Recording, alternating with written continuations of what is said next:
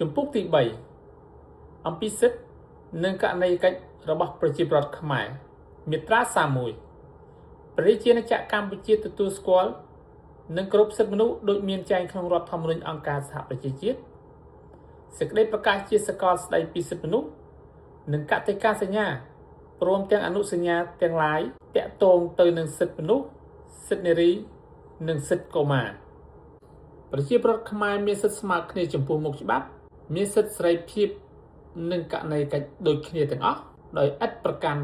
ពូជសាសន៍ពលសម្បុរភេទភាសាជំនឿសាសនានិន្នាការនយោបាយដើមកំណើតជាតិ